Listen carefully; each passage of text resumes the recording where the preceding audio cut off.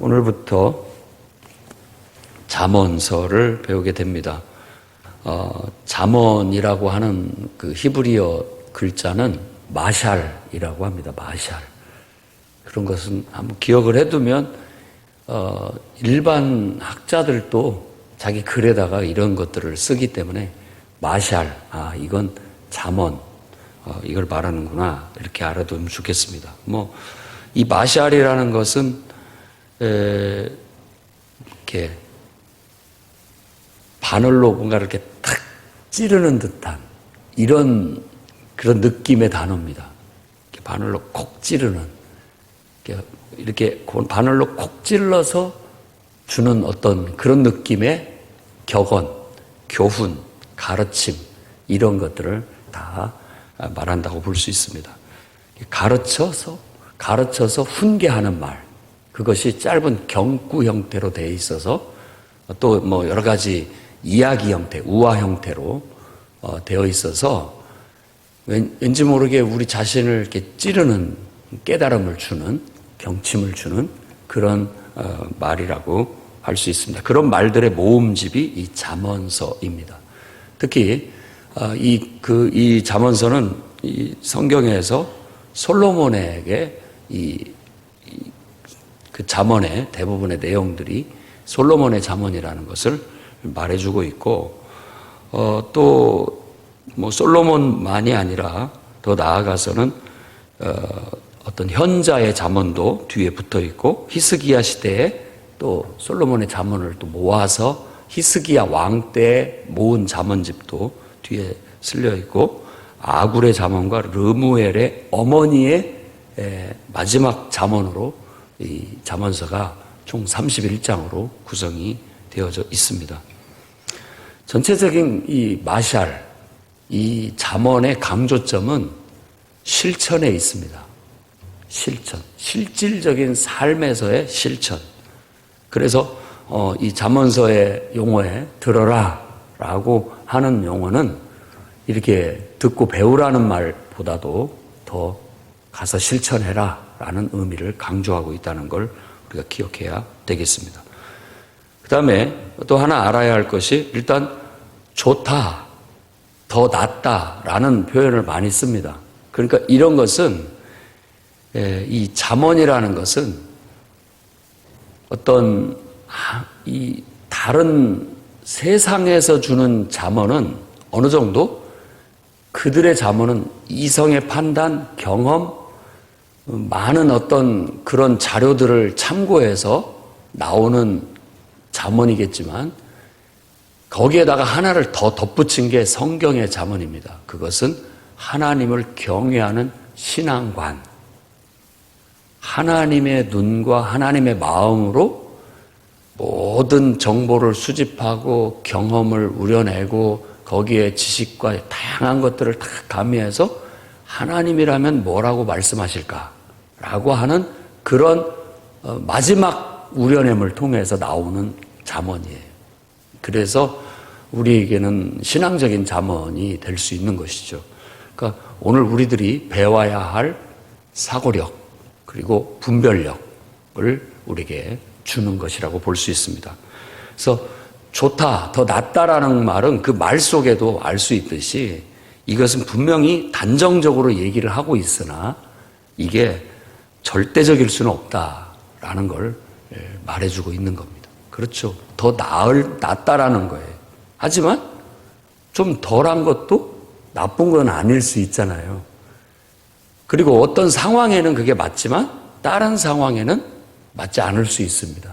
그러니까 이런 그 격언들 혹은 잠언들은 어떤 우리들이 참고를 해서 잘 취사 선택을 해야 되고, 또 필요적절하게 잘 활용하게 된다면 하나님을 섬기는 사람들이 율법에만 다 모든 인생의 문제들을 다 해답을 적어놓지 않았잖아요.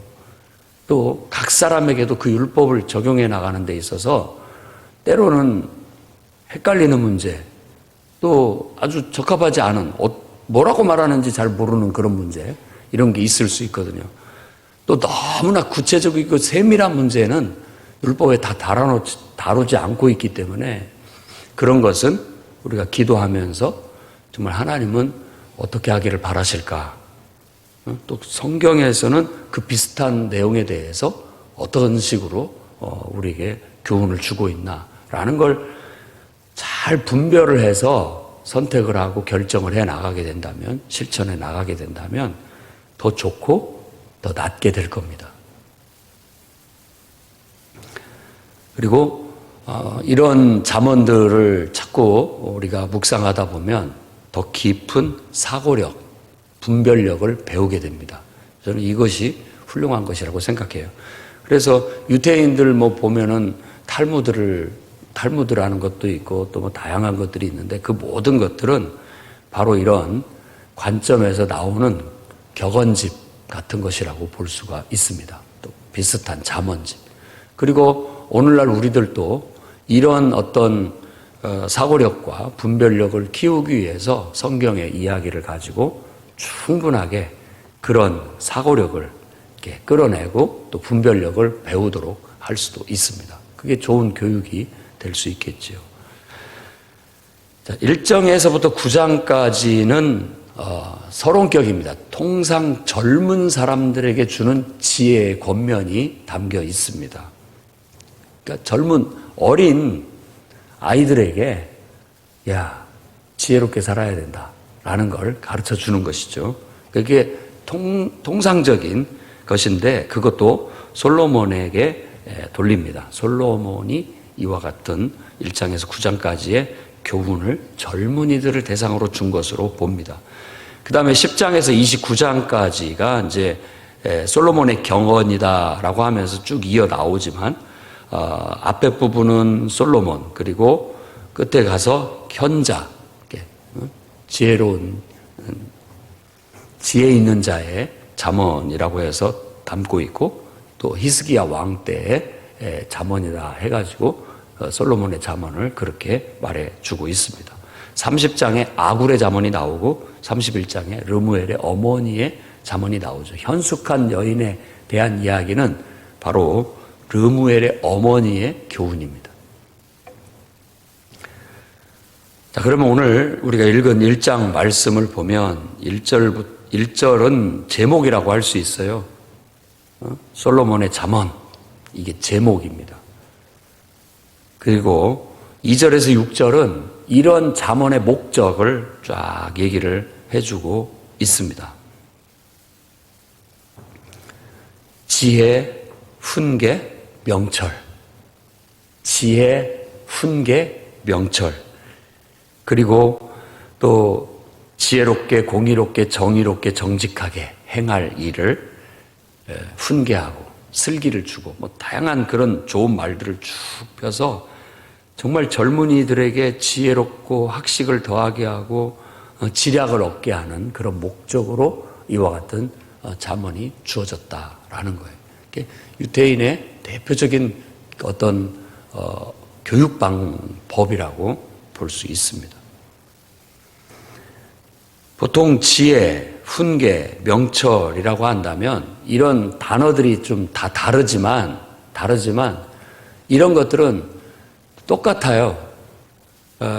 하나님의 눈으로, 하나님의 마음으로, 하나님의 그 큰 이해와 지각으로 우리가 이 좁은 식견 그리고 좁은 분별력을 자꾸만 하나님으로 끌어올려서 세상을 좀 더 넓게 보고 더 크게 보면서 본질을 파악하려고 하고 거기에서 하나님께서 뜻하시는 바, 하나님께서 우리에게 말씀하시는 바는 뭘까? 이런 경우 하나님은 어떻게 하기를 바라실까? 라는 질문 속에서 우려낸 거기서부터 나오는 것들을 지혜라고 하고 또 훈계, 명철 이렇게 말을 합니다. 그래서 이런 것들은 되게 딱 봤을 때 어떤 사고력과 분별력입니다. 분별력을 키워주는 거예요. 이런 경우 어떻게 하면 좋을까? 하나님께로부터 어떤 고정된 배워온 지혜, 지식에서 다 우리가 해답을 얻지 못하는 경우에 그런 걸 바탕으로 해서 하나님께 묻고 하나님을 통해서 어떤 정말 하나님께서 기뻐하시는 그런 길을 찾아가는 그런 걸 지혜 혹은 명철. 이 명철이라는 말을 우리 또 좀 더 다르게 얘기한다면 분별력입니다. 분별력. 명철, 분별력. 우리가 보통 쓰는 말로는 철학이죠, 철학. 철학이나 명철이나 거의 같은 뜻입니다. 어떤 분별력이에요. 계속 그것에 대해서 깊이 있게 사고하고 파악해보고 거기에서 어떤 것들을 찾아내는 그런 것들이라고 볼 수 있는 것이죠. 그러니까 철학적인 사고를 좋아하고 인생을 이렇게 한번 묵상해보고 어떻게 하면 좋을까 이런 본질들을 파악해보려고 하는 사람들은 잠언서라든지 전도서, 욥기서 이런 것들을 이 지혜서를 아주 좋아합니다. 저도 굉장히 이런 것들을 좋아합니다. 깊이가 있고 인생에 대해서 많은 것들을 알 수 있게 가르쳐주기 때문에 그렇습니다. 그리고 7절 말씀이 핵심이라고 하면 핵심이라고 할 수 있겠는데요. 근본 사상을 딱 못 박습니다. 그러니까 이런 세상의 잠언하고 다르다는 것은 이런 것들 때문에 그렇습니다.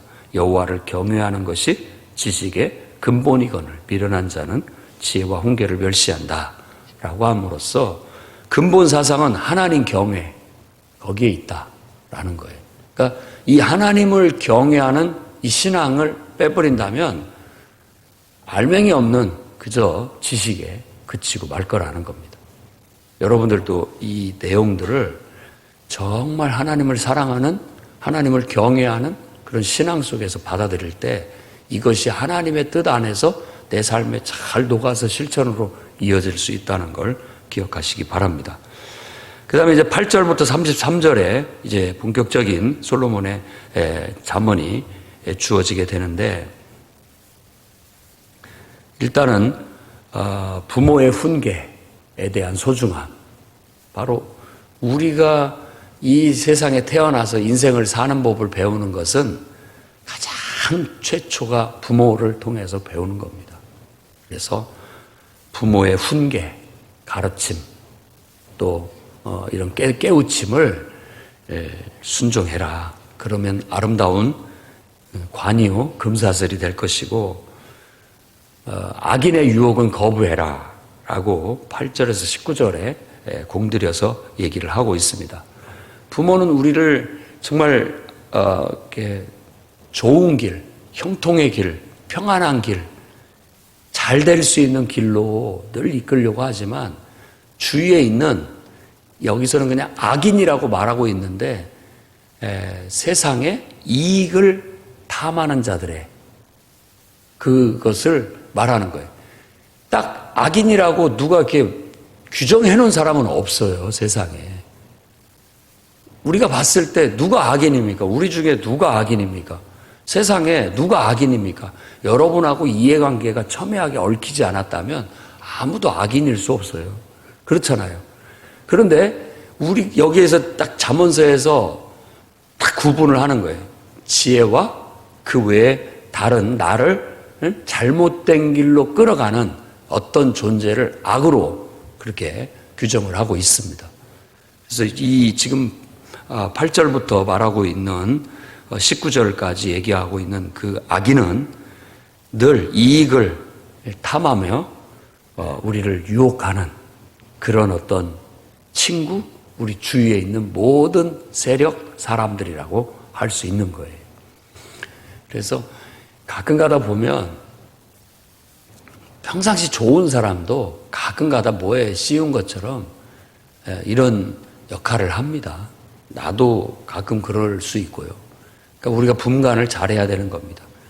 이익을 탐하면서 잘못된 길, 어그러진 길을 자꾸 가자고 하는 그런 말에 우리가 속아 넘어가면 안 된다.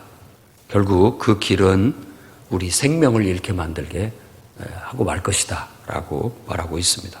그다음에 20절에서 33절은 이제 지혜라는 것을 의인화해서 말하고 있습니다. 지혜가 길거리에서 너희를 부르지 않느냐, 광장에서 소리치면서 너희를 찾고 있지 않느냐라고 말하고 있는 겁니다. 지혜가 그렇게 우리를 가까이 하고 싶어 하는데 왜 지혜를 무시하고 업신여기느냐라는 그런 깨우침을 주고 있는 것이죠. 어리석고 미련하고 거만한 자, 어리석고 미련하고 거만한 자는 바로 이 지혜가 부를 때에 그걸 듣지 않고 무시하고 가버리게 된다. 그렇게 되면 어떻게 되느냐? 결국 그들은 재앙을 받게 되고 두려웠고 근심과 슬픔, 퇴보, 멸망, 죽음이 찾아오게 된다라는 겁니다. 그러니까 지혜가 주는 교훈과 책망을 거부하면 그렇습니다. 일상으로 좀 더 쉽게 생각해 볼까요? 우리 자식들에게 공부해라, 공부해라. 그게 요 똑같은 지혜에 대한 권면이죠. 야, 공부가 너를 부르고 있다. 그렇게 얘기할 수 있죠. 공부가. 너하고 친구 삼고 싶어 하고, 너하고 함께 하고 싶어 한다. 그 공부는 너를 막 아주 훌륭하게 만들어 줄 거야. 너를 막 빛나게 만들어 주고 잘 되게 만들어 줄 거야. 이런 식의 권면입니다. 자녀에 대한. 그러나 네가 그것을 가까이 하지 않고 거부하게 된다면 너는 이제 네 인생은 어두워질 거야. 근심이 따르게 되고 슬픔이 따르게 되고 결국 퇴보하고 멸망하고 말고 결국 죽고 말 거야 라고 말하면서 지혜를 가까이 하도록 말하고 있습니다. 그리고 잠언서 전체에는 이 지혜를 의인화하면서 이 지혜를 애인으로 얘기하고 있어요. 애인. 그러니까 이게 이제 주로 남자 중심 그런 문화를 담고 있기 때문에 그 여인, 아주 현숙하고 지혜로운 여인으로 묘사를 하고 있습니다. 지혜를.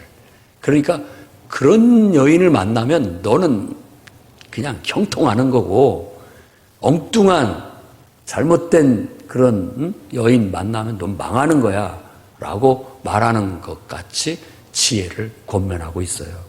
그러니까 여러분들도 마찬가지입니다. 그래서 이게 남자고 여자고 다 모두에게는 애인, 지혜를 애인 삼아서 그를 사랑하고 가까이 하고 그와 함께 나아가게 되면 너는 잘 되고 여기에서 지혜가 주는 그런 것들은 그런 겁니다. 우리에게 늘 어떤 깨달음과 분별력을 주어서 평안하고 형통하고 어떤 모든 일들이 다 잘 되고 부를 얻고 또 모든 면에 있어서 복을 받는다. 축복의 어떤 총집합을 우리에게 주게 된다라고 말하고 있습니다. 그러니 여러분들도 인생을 살면서 이제 우리가 어른이 됐다 할지라도 지혜롭게 사는 법을 배워야 되겠다. 그것은 하나님을 경외하는 신앙을 바탕으로 해서 늘 하나님께 묻고 정보를 수집하고 모든 것을 세심하게 신중하게 관찰하고 거기다가 우리는 기도로 하나님 내가 알아보니까 이렇고 또 세심하게 관찰해 보니까 이렇습니다. 하나님은 어떻게 하는 것이 좋다고 저에게 말씀해 주시겠습니까? 하나님 기뻐하시는 것은 무엇입니까? 하나님의 뜻은 무엇입니까? 라를 물어서 마지막으로 그것으로 해서 우리가 뭔가 가닥을 찾아내면 좋다, 더 낫다 이런 결정을 하게 되고 그렇게 우리들이 계획을 세우고 또 결정을 내리고 어떤 일들을 행할 수 있게 된다면 남들이 봤을 때 남다른데 지혜롭다, 똑똑하다 이런 말을 들을 수 있게 된다는 거예요. 근데 성경에서는 우리 모두가 다 인간이 가지고 있는 기본적인 거 일단 감정을 가지고 있고요. 그 다음에 욕망을 갖고 있어요. 그리고 이 말을 할 줄 알고 사람이라는 게 이 마음이 있어요. 적어도 이 네 가지 요소를 산상수훈해서 말하고 있는데 자, 감정 이 모든 것들이 가치 중립적이에요. 가치 중립적이라고요. 그러면 이 감정을 어떻게 발휘하는 게 가장 좋느냐? 하나님의 뜻대로 써라. 이게 기본적인 성경의 가르침인 거예요.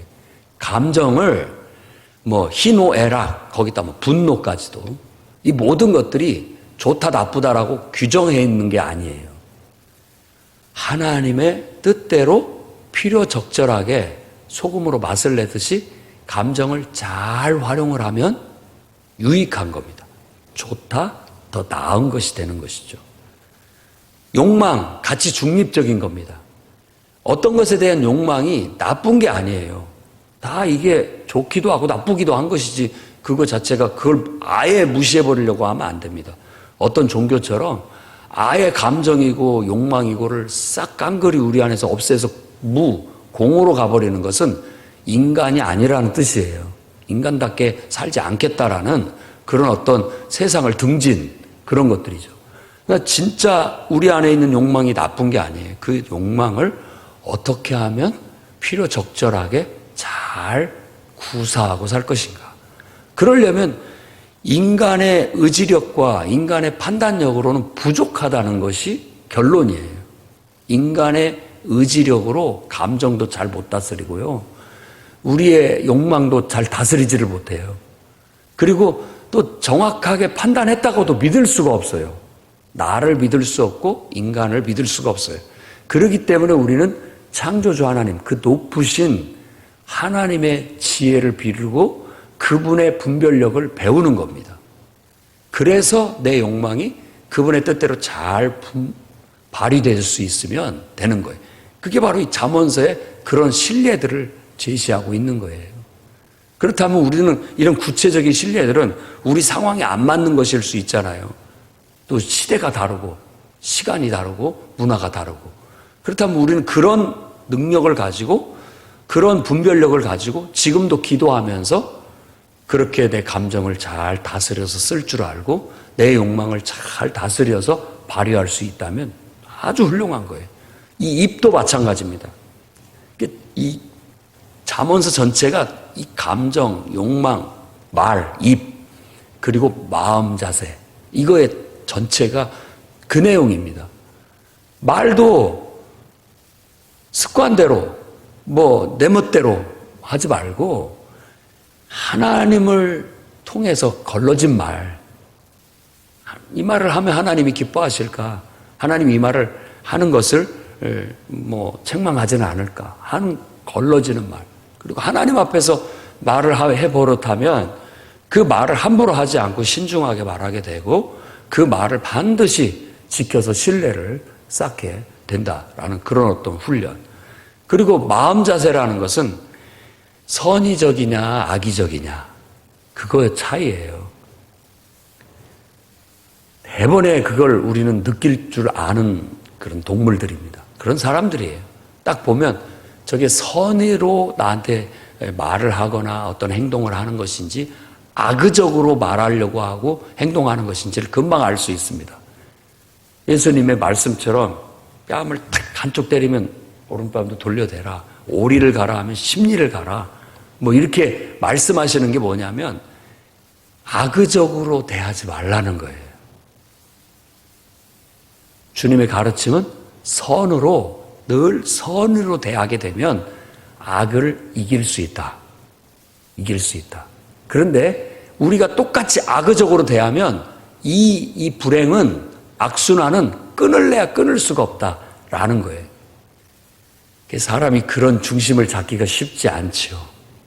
그렇지만 우리는 기도하면서 하나님을 경외하는 신앙을 통해서 지혜, 명철을 배우고 순간순간 감정에 휩쓸리지 않고 욕망에 휩쓸리지 않고 내 어떤 그런 것들에 치우치지 않고 늘 중심을 하나님에 대한 의식 그리고 하나님에 대한 지각에 두어서 늘 하나님이 그 순간순간 빨리빨리 그 순간순간 하나님의 뜻, 하나님이 기뻐하시는 길을 찾아가야 됩니다. 그러려면 그게 딱 몸에 배어 있어야 되는데 그렇게 하기 위해서는 늘 성경을 가까이 해서 그 분별력을 키워가야 됩니다. 왜? 성경 자체가 하나님의 뜻을 분별해서 기록된 하나님의 성령의 감동으로 기록된 것이기 때문에 늘 가까이 하다 보면 나도 모르는 사이에 그 능력이 길러지는 거예요. 그 분별력이. 그래서 어느 순간에 막 그 순간에 성경을 막 찾을 수도 없고 그럴 수 없잖아요. 근데 미리 다 그런 것들을 내 안에 습득을 해놓게 되면 그 순간순간 탁탁 번뜩번뜩하는 성령의 감동으로 주어지는 말씀, 지혜가 툭툭 떠오르는 거예요. 그러면서 우리가 더 다니엘처럼 요셉처럼 그렇게 현명하게 하나님이 함께 하시는구나 라는 걸 느낄 만큼 그렇게 살아가게 되는 것이죠. 신약 성경의 버전으로 말한다면 성령의 인도함을 따르고 있는 거죠. 성령 충만하게 성령의 인도함을 따라서 그때그때 지식의 말씀, 지혜의 말씀, 믿음, 다양한 것들을 공급받으면서 영적 분별력, 어떤 지혜와 계시 이런 것들이 막 주어지게 되는 거죠. 그러면 우리는 더 온전하게 살아가는 겁니다. 이런 것이 마치 공기 같아가지고 늘 내가 그걸 가까이 하면 내 안에 그게 이렇게 거하는 것 같아. 충만하게. 그런데 며칠만 이걸 소홀히 하잖아요. 또 이렇게 쭉 빠져요. 감각이라는 게 무뎌진다는 말이에요. 그러니까 늘 우리 스스로를 갈고 닦듯이 늘 그런 정신을 함양하고 꾸준하게 그 어떤 상태를 유지해 나가게 되면 순간순간 우리가 삶을 살아가면서 그거에 입각한 바른 삶을 살아갈 수 있게 되는 겁니다. 여러분들도 여러분들의 자녀들도 주의 교훈과 훈계로 잘 지도받고 지도하셔서 더 나은 삶, 더 좋은 삶, 더 행복한 삶을 이 땅에서 누리시기를 주의 이름으로 축원합니다.